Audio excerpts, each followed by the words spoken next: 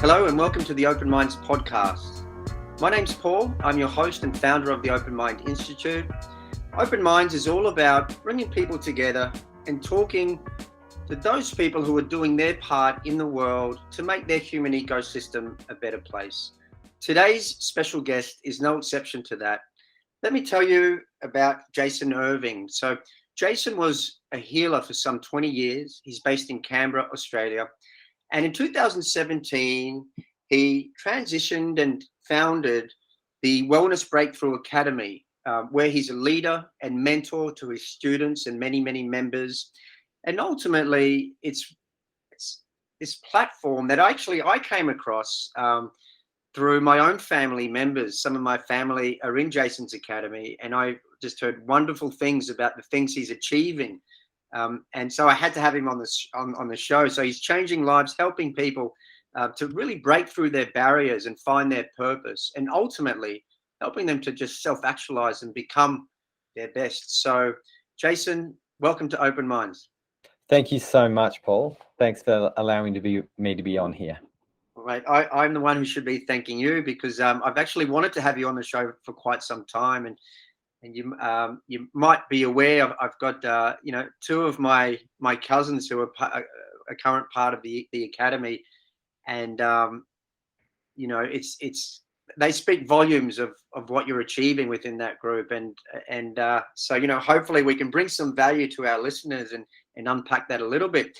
But I thought we'd just start, Jason, if it's okay with you, at the grassroots level, mate. So I'd love to hear about where you grew up, and what Jason was like as a child, and then maybe your teenage years. Yeah, okay. We'll go right back. So, look, I grew up in Canberra when you could go around the street and all the kids were running around and having a lot of play. It doesn't happen anymore, but everyone was on their skateboards. A car would come past and none of the parents were around. We just knocked about and enjoyed. Every kid was the same age because we were in a new suburbs in Canberra. So we're all sort of hanging out together and having a really good time. So my childhood was actually really, really awesome in lots of ways. Had this typical family working hard. My mum wasn't a stay-at-home mum. She created a business when I was 18 months old. So she spent a lot of time, working on her business and getting things off the ground. That's sort of where I got inspired, I guess, to create my own business as well. Yeah. 10 years were typically hard. I think I had a bit of a, I was typically just showing up like every other kid, but I had something in me that was really, really different. So as things started to change, I think in year 10, when people started crying on my shoulder and coming around the corner and saying, "Hey, I'm having this problem." And I'd be thinking, I'd be talking to them, give them a hug, and felt really uncomfortable about it. At the same time, just didn't know why, because I had my own problems to deal with, that people were coming to me with their problems. And when I was a kid, I would always see my teacher's problems, what was going on with everybody, and I could see it all in front of me, and I didn't really know how to communicate it, so I just kept it inside. And then when someone wanted some help, it just seemed like I always knew the right thing to say to people at such a young age. Right. So you were aware of that at a young age. What was it about 10 years of age, did you say, or in year 10? Well, in year 10, I had people falling apart, and I was helping them. There was one moment I remember when I was in year 4, and I had our teacher was yelling at us. He used to yell and go beetroot red all the time. His name was Mr. Murphy, and he used to just yell at us all the time. And I sat there and I looked, and I could see what was happening in his life, like so clearly, about why he was yelling and what he was doing and the reason. And I had this perception of people at a really, really young age. And it's sort of started really early. So I used to sort of sort out, I was the middle in between sandwiches a lot of the time. Sort of my mum would sort of download all the stresses onto me when I was very, very young, and Dad would talk to me about what was going on for him. And I'd sit there and go, isn't this meant to be the other way around? Yeah, right. But I tended to be that sounding board for a lot of people early. Right. So you identified that quite early. How was it taking that into adulthood in your early 20s and going out into the workforce? Well, I remember my first moment in my early 20s was when I was 21, and one of my friends, her name's Linda, she's actually in our academy. And I said to her one day, Linda, I just want to let you know something that I've never told anyone before. I sort of know stuff about people that they don't tell me. And she, typical Linda, she's really tough and strong back then. She said, "Tell me about me then. You're so smart." And then I started hashing all her past, all the stuff that was going on for her in her psychology, and she didn't talk to me for 2 weeks. And I was just like, okay, maybe this is not a gift, maybe this is a problem. So Yes. there's this cartoon called Encanto, a movie, Right. and there's this guy in there who says, "We don't talk about Bruno," and Bruno was the psychic guy who could tell everyone's futures and what was going on in people's lives. So in the beginning, especially when I jumped in the workforce, it was actually quite good because I could see all the problems that Mm. the organization was facing. Yeah. And because I was a junior and I didn't have enough wrinkles, all I did was lead from behind, and I'd ask the expert questions and sort of tell them what they sort of needed to do Right.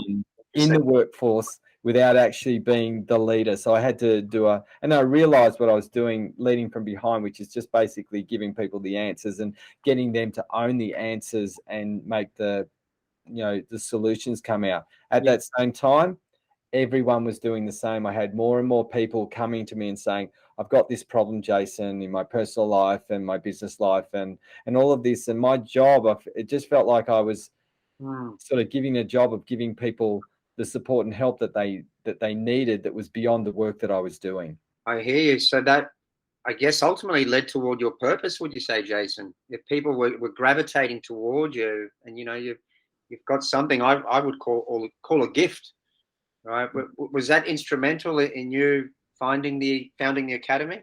Well, yeah, I mean, it was something where I had this knack, and this is what everyone has said to Mm. me. Like, there's no one like you. I've never met anyone like you, and I've had this reiterated to me so many times over the years. Yeah. And I've not. I still have my own personal problems that I deal with every day, Yeah, we all and I do. think this is what's really different about what I do. Is I have this knack.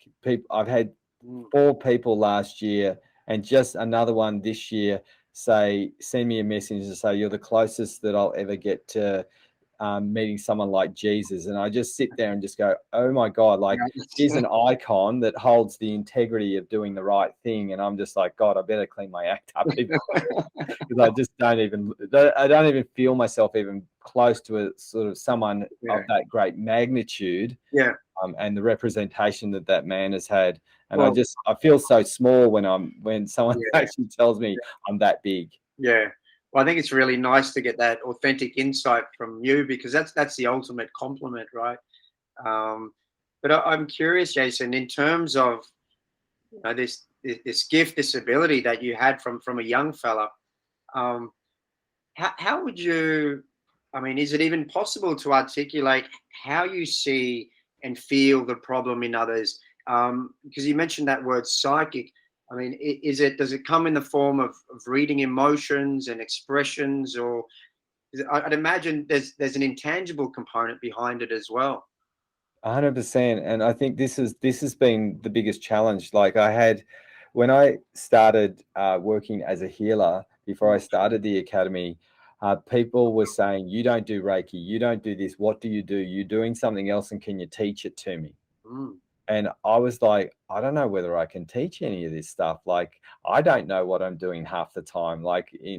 So I didn't really know what I was doing most of the time. So then I started running some weekend courses to sort of get a little bit of a gauge on, whether I could teach some of the stuff, because I'd look in books and I'd try to find in books what I was doing, and I couldn't find anything.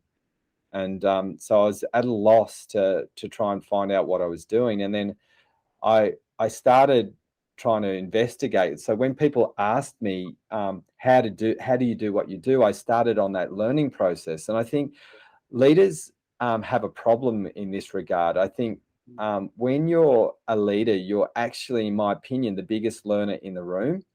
And so I had to figure out and learn what the hell I was doing by teaching it. And then I would go through teaching stuff, and then I'd look and go, oh, that's what I do. That's how I do it. So Yeah, I'm so grateful to the Academy members for giving me the chance to figure out what the hell I've been doing for the last 20 years. Because if I didn't have them amazing. ask me and put this pressure on me on some level to find out what I was doing, then I wouldn't have these unique processes that Yeah, I do in our academy as well. So I'm so grateful for being the learner, and people look at me as the leader. I look at myself as the learner. yeah. I couldn't agree more with what you said about leaders learning. I think that's one of the ultimate platforms for a leader, and the ultimate way we can learn about ourselves and the processes that we use is through teaching it, Yeah. to others.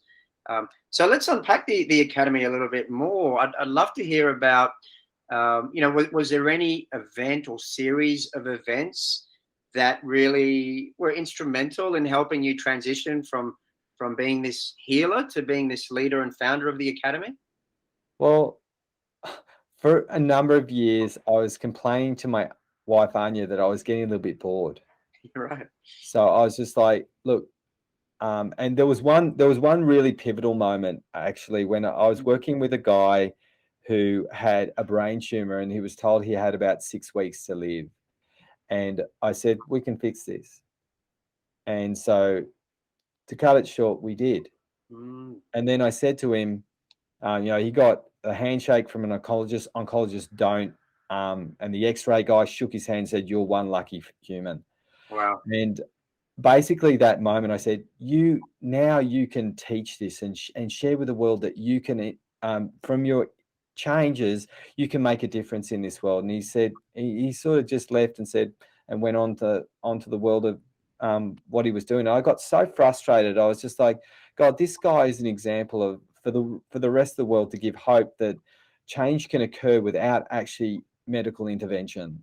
Mm, And I left really disappointed, and that gave me a really strong catalyst. And one thing I think that that we don't do very well when we're wanting to transition from one place to the next is I needed help. mm, So I joined a person who was going to help yeah. change me from being a therapist model to a leader model, because Right. it's a massive difference. Yeah. Yeah. And so he started on with creating a program. So I created a 12-week breakthrough program, and I tested it on about 100 of my clients. I said, look, I'm doing something very, very different. Would you like to jump on it? And I had amazing results, and it was using one of the techniques that I use in the academy, just one of them. And Right. um, they got huge amounts of change, and I was like, okay, this is working. Yeah. And then I had to gain the courage, and I think because of my systems and all the processes are very, very unique, and I wasn't borrowing it off a coach or an NLP or a Mm, kinesiology or something like that. I was actually doing it off my own techniques. yeah. It was because I never really had the self-esteem to stand out and say, this is what I am and this is what I do. It took a lot of courage to be able to say, okay, I've got a different model here. Yeah. And then so that through that breakthrough, I decided I'm going to bite the bullet Hmm. and create a 3-year program. And people could do the program for 1, 2, or 3 years. Yeah. So they could jump out after a year. But what I found when people jumped in, they were like so engulfed in how fast and how logical Yeah. I shared the information of transformation that they said that they just wanted to get a thirst for more. So I just kept going and created a whole bunch of systems and processes that could transform someone from their child state Yeah. to the adult state to their wise state. So that's the first 1, 2, and 3 years. Right. Okay. So, Yeah. and when I've been taking people through this process, if I've had someone who's done a lot of personal development for a really long time, Yeah. I take someone, and a lot of people have figured this out. It's like our first year's like a wise old man in the world because it's so different. Yeah, right. So it's like really, really genuinely different. So it's like re-educating people how they think, how they feel. Right. So, like as an example, just one example, Paul, is depression. Yeah. So in the world, we look at depression as something that we have to actually medicate, Mm. that we feel sorry for, Mm. that we struggle with, and we feel that it's something. Everyone's a little bit frightened of it. Yeah, We've all felt exactly. depressed. You would have felt depressed, Paul, in your life. Yeah, I did. I have as well. we all do, and it's so common, isn't it? 100%. Mm. Mental health is one of the big things. So when I talk about depression in the academy, I talk about depth. I talk about deep understanding and people who have this amazing capacity to deeply understand the darkness in the human psyche. And when I would take people who are naturally depressed and show them it's a magical thing, it would be bearing light into what they thought was bad and getting them to understand how deep they understood and comprehended life. The only thing that they couldn't do is they couldn't breathe oxygen into the depression.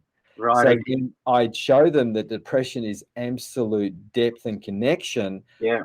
the light and the oxygen would just appear and they'd say, I'm special instead of It I'm wrong. changes. It changes. I'm curious, Jason. You said that there's something magical in that.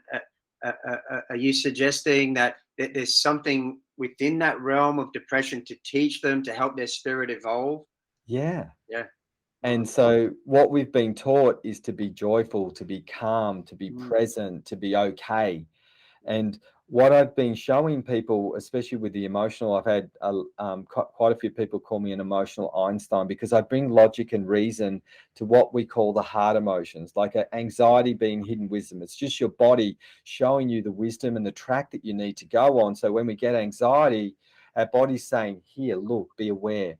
Be aware of what's happening. And when you regulate it and you know it's there, Yeah. you can actually be really highly sensitive to awareness of behaviors and patterns and things that are going on in the world. Yeah. And we've just not understood how our senses are. So I'm trying to take people back to their in what you would call the indigenous state. So Right. where you're looking at our primitive parts of us and understand the primitive parts that actually connect to a reason and a purpose. So using the mind to our instincts, building them together so they become unionized. So then when we get our instinctual part, which is, anxiety or fear and all of these things that come up, rage, how to work with them in a way that Yeah. actually doesn't create an affliction, it creates a connection. Right. Yeah. Yeah. A lot of that really resonates with me, Jason, and in the work that I do as a coach myself, I'm seeing a lot of similarities there. But everything you say, I can see the science behind it as well. Mm. You know, when you're talking about that primitive, that limbic system, right? There are some very primal emotions, right, that related to the amygdala, the hippocampus. And I think if you're breathing awareness, I really liked what you said about connecting that to a deeper meaning. Can you elaborate on that for us a little bit? Yeah, so like what the intention is to find that instinct part. Mm. Because when the instinct part is not regulated, it actually has no place to it feels like an explosion, Yeah. simply, Yeah. right? So anger can turn into action in a nasty way to someone else, Correct. right? So when it's limbic based without any reference point of regulation through understanding, Yeah. it can cause havoc. Yes. Yeah. So the goal is to actually create a depth of connection to what you would call a reactionary emotion Mm. and find depth and understanding to blend the purpose and the reason to those emotions so they become connected and regulated. So I teach this in the academy that rage, anger are two of the most creative emotions that you can use. And if you're Mm. regulating them well, you can go 100 miles an hour and create the world that you want Correct. if Yeah. you know how to use them well. But most people Yeah. displace them. They They don't. do drugs, they eat too Yeah. much, Yeah.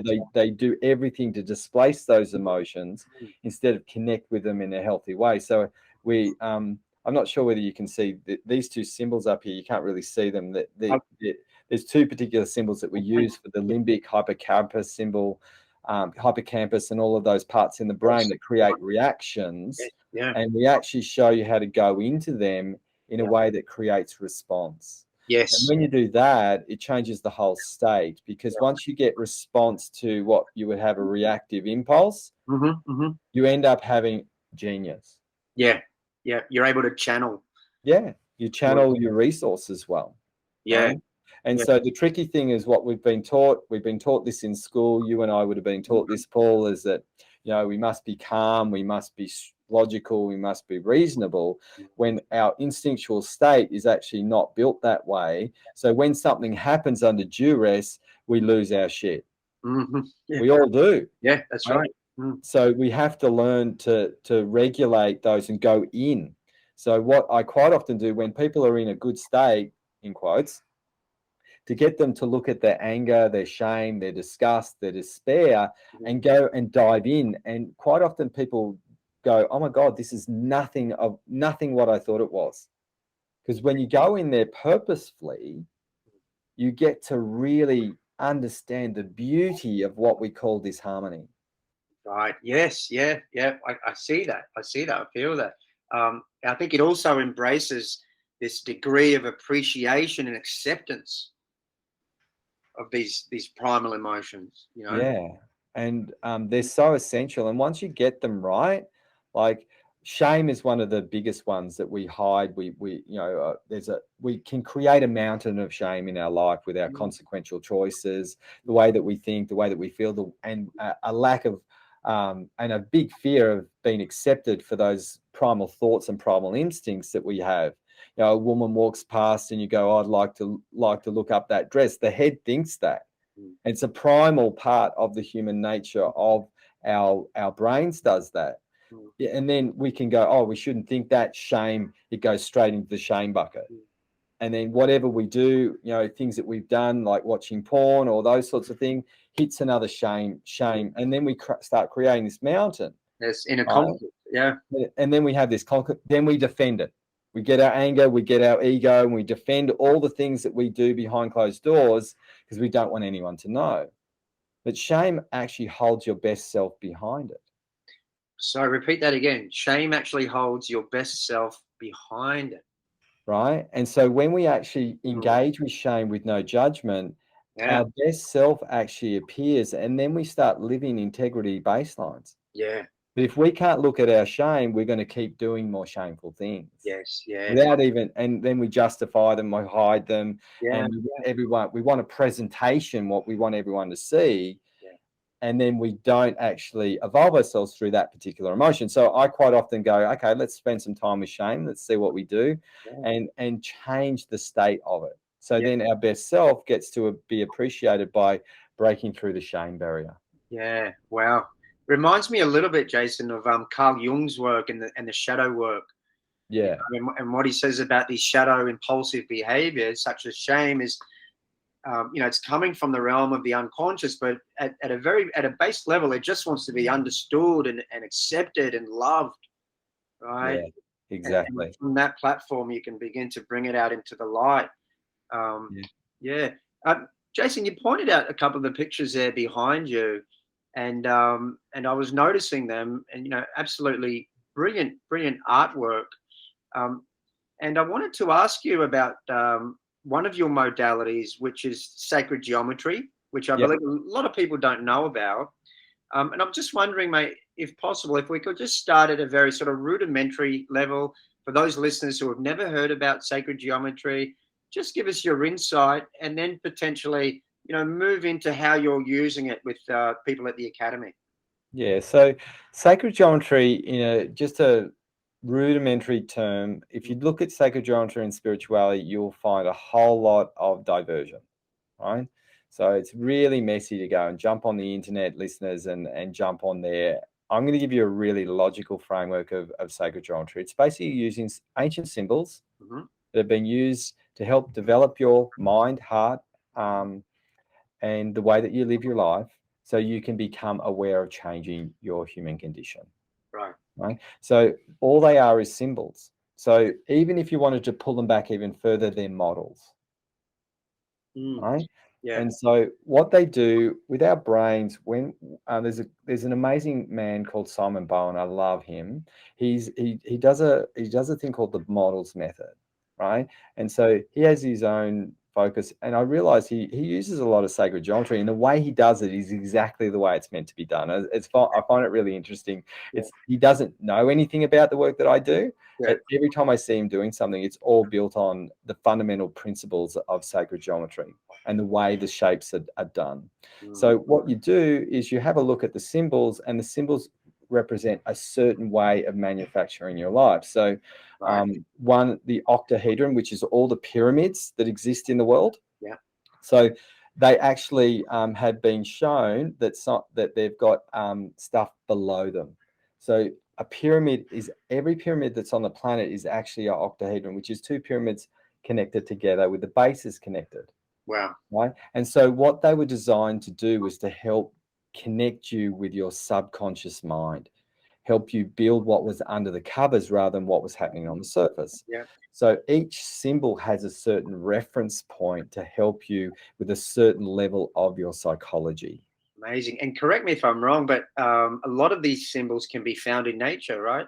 100%. Yeah. Every single thing in nature, from a flower to a bird, to us, is all built fundamentally on sacred geometry. So the whole human universe, everything, every planet is built on it. Universal building blocks.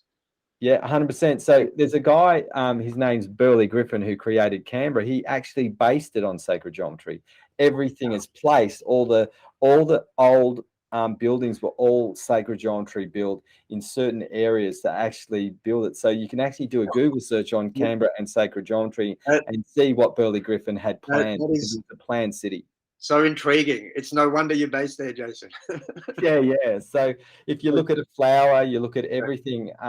Everything is based on symbology. Even the bee creates its little chamber completely based on sacred geometry. So you'll never ever not be able to see it once you actually understand. So our fundamental principle of how we're made is sacred geometry. So even in there was I think it was a naturopathic book. They have viruses are built with the icosahedron. Right. Okay. Right. So I saw this. I was like, oh, they've got it covered. So the icosahedron is the emotional symbol that we use to actually help people become able to accept, honor, and acknowledge their emotions for what they are. Right. Okay. And the icosahedron is that particular symbol. So each symbol has a certain role to play. Sure. Yeah. To help you become more able to regulate yourself as a better human being. Okay. So let's say I was suffering from depression. I'm in a dark headspace. I've lost my job. Just been separated.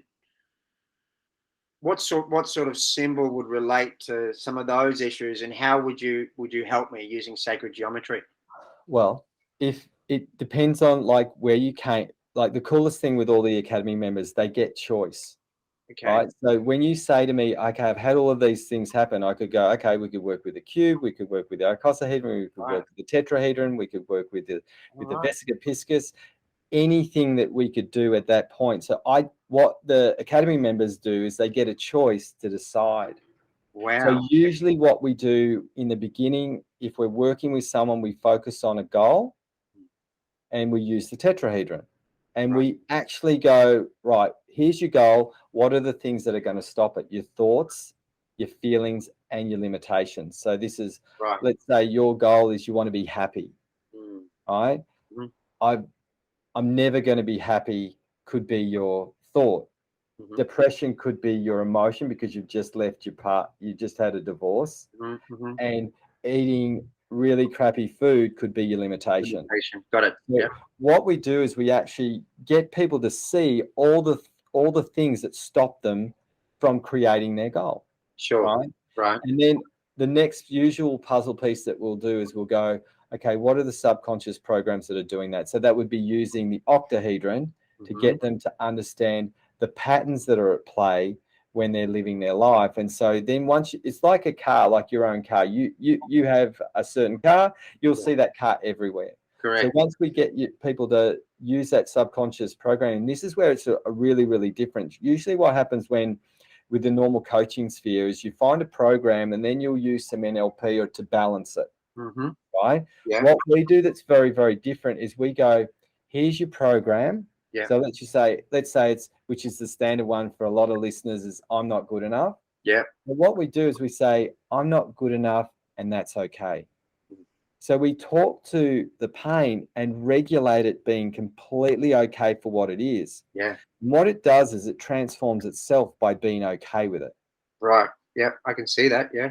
Right? And the moment you're okay, instead of trying to defend it or try and make it better or say a positive affirmation, every time we try to fix it, it's actually not allowing it to be itself.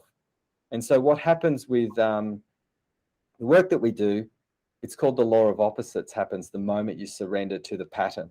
Yes. So I'm not good enough becomes I'm good enough, like that, in 3 breaths. And I've watched people completely change by just completely regulating to their thoughts rather than trying to make it better, solve it, fix it.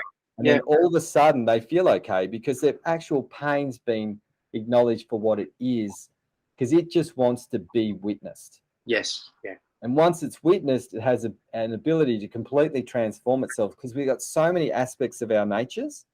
So another aspect of our nature comes in and says, thank God you've just said I'm okay. Now I can be different. Yeah. Now I can heal or transform. Yeah. And with the sacred geometry, are the people visualizing that in a meditation, for instance? Yeah. So people will visualize it, they'll draw it out. And those sorts of things. So when we draw something, our brains do something really different. We start owning.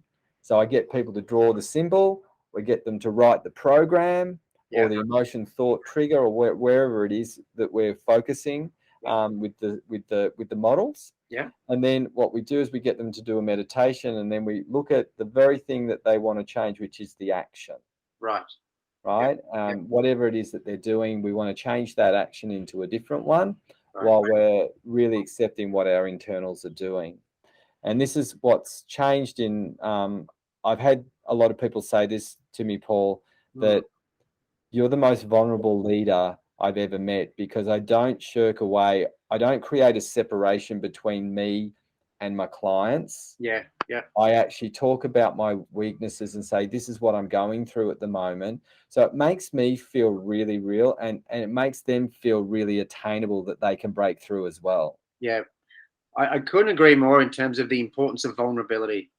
I think particularly, like, we do a lot of work with corporates, Jason, and it's almost as if there's a bit of a, I would say there's ego involved, but more importantly, what I've started to unearth, it's fear-based. Yeah.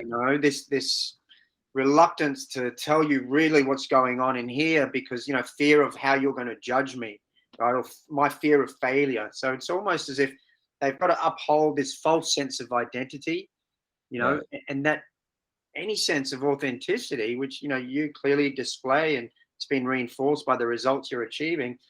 For a lot of people, that just gets lost.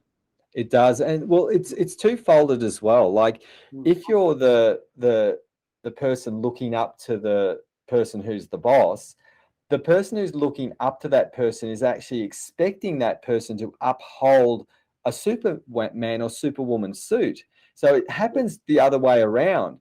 And so there's this expectation that, when you get up there, you're meant to have it all covered. So then the person up there is doing the same thing. I'm meant to have it all covered for the people who need me as a supervisor. Correct. And so there's a battle between this. Correct. And they're putting more pressure on themselves. Yeah. And many, many times just digging a deeper hole. It reminds me, the difference between vertical relationships, where, the parties to that communication, for whatever reason, aren't equal. But a lot of it is created in the mind, mindset. And I think what you're really exemplifying, Jason, is horizontal relationships, So I think that speaks volumes, man. Like what you're demonstrating is that leaders can be vulnerable, right? And with horizontal relationships, it's, we're of equal standing. and I'm going to share with you my journey, my pain, and through this authentic exchange of communication, we both evolve. That's exactly right. And so I just won an award last night at the Canberra Business Awards for Best Education category. Congratulations. The reason why thank you. The reason why I want to point this out is one of the Academy members put a post up and said, "Our Academy won this." And that's where I lead from. Yeah. They're taking ownership of our academy. So it's not Jason's academy, it's our academy. And that's how our community is built, is taking ownership of the magic that we all provide, and it is horizontal. And I was so proud of her for saying that's how she thinks, because that's how my intention is. Yes, I'm a leader of horizontal based leadership. Not vertical. Spot on. You just raised a really good point, and I was going to ask you about that, this importance of community, but you've just answered the question. So absolutely amazing stuff, Jason. I'm in absolute awe of the things that you are doing. So incredibly appreciative of you sharing some of your knowledge and modalities. We have a new segment on the Open Minds podcast. So we call it the Open Minds Hot Seat. And I'm hoping you're going to be a participant. The way it works is very straightforward. I'm going to put up a timer that will appear on the YouTube video for those people who are tuning into the YouTube. And basically, I'm just going to ask you some random questions, and it's a great way for our listeners to find out more about you. So will that be okay if we? Yeah, I'm very slow and dopey, so hopefully I can do it. That's okay. No pressure. It doesn't matter how many we get through. All right, let's go down this rabbit hole together. Perfect. All right, so I'm starting timer. So, Jason, favorite food? My wife's. Favorite travel destination? Marimbula. Lovely. One word that best describe you? Transformer. Love it. One word that best describe the Academy? Liberation. What's one of your most embarrassing moments? Probably I don't get embarrassed very much, so I can't think of one. Pass. Okay. That's all right. What about your biggest irrational fear? Everything falling apart. Right. Okay. Your childhood nickname? Irvo. Irvo, love it. And your worst job you've ever had?